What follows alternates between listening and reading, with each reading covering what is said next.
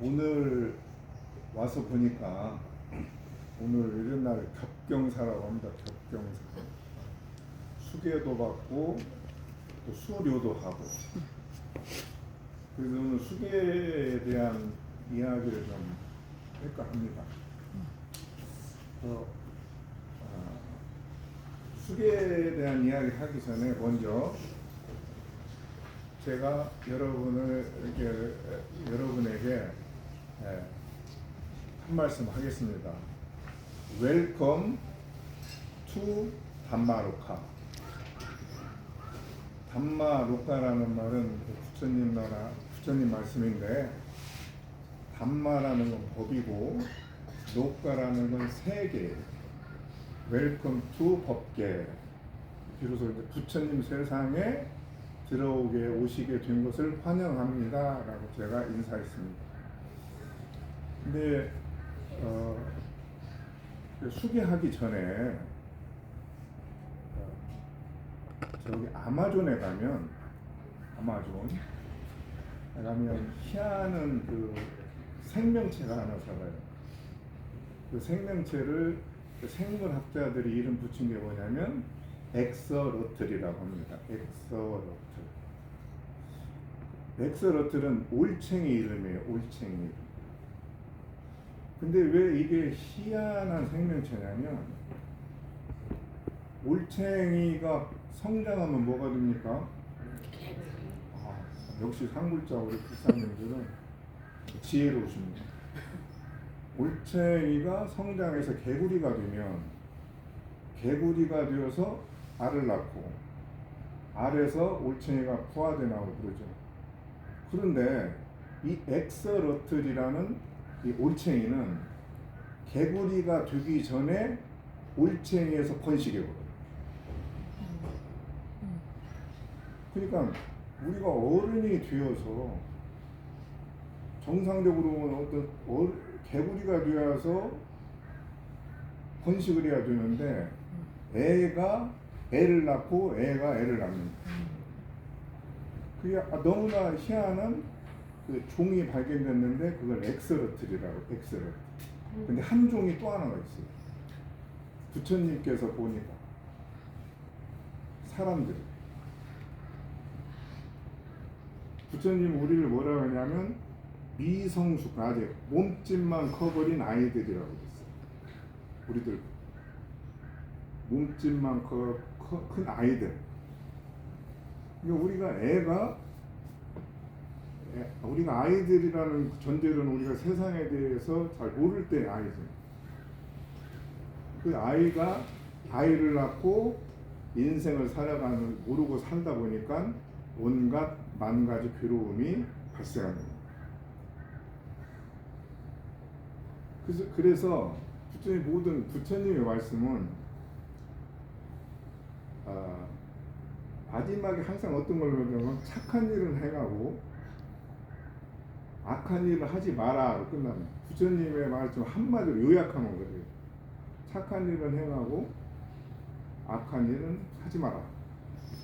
이게 부처님의 말씀의 전부를 쉽게 말하고 있는 건데, 옛날에 그 백낙천이가 중국 고사에 보면은 도인의 그 말을 듣고 뭐라고 하냐면, 그걸 3살 먹은 애도 아는 것을 도를 30년 닦고 온 호승이 자기한테 말을 한다고 그래요.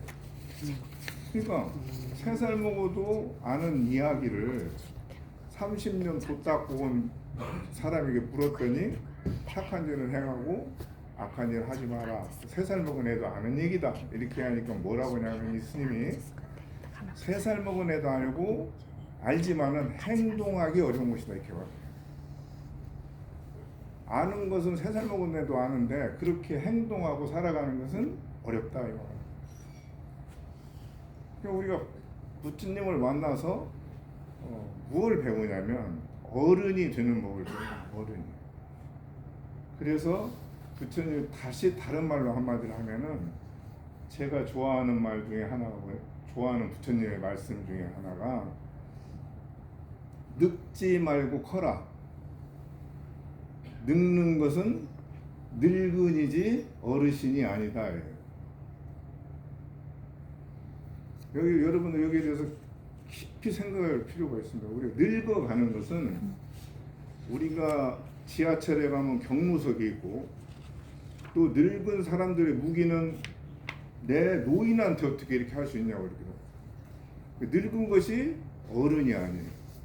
우리나라는 늙은이를 늙은이라고 부르지 모르고 어르신이라고 불러야 합니다. 그거 좀 잘못됐어요. 어른은 따로 있습니다. 그래서 늙어가는 것은 사람도 늙어가고 병들 늙어가고 있지만 짐승들도 늙어가고 있어요.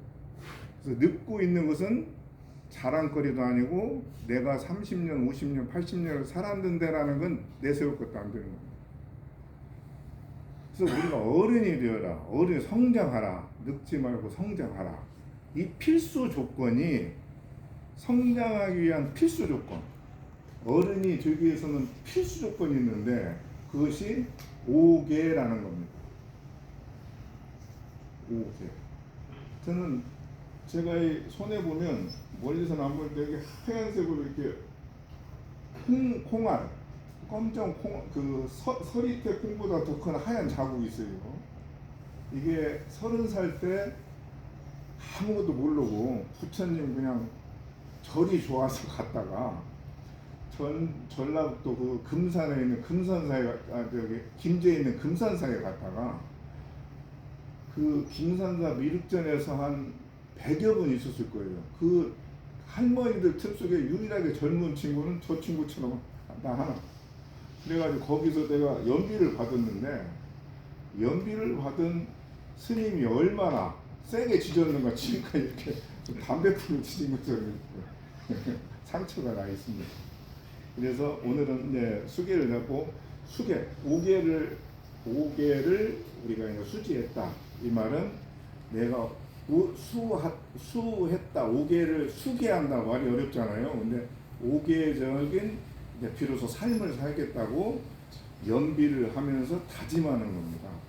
지금까지는 그냥 나 잘난 대로 내가 내 생각대로 살아왔다면 이제는 내 인생을 수계 5개의 그 삶을 살겠다라고 다짐하는 것이고 5개라는 것은 항상 제가 얘기하는 5개를 우리가 수계를 받기 전에는 아무리 절에 와서 목탁을 열심히 치고 금강경을 사경하고 기도를 열심히 해도 이미 부처님 세상에 들어오지 않은 거예요. 웰컴 투 담마루카가 아니에요.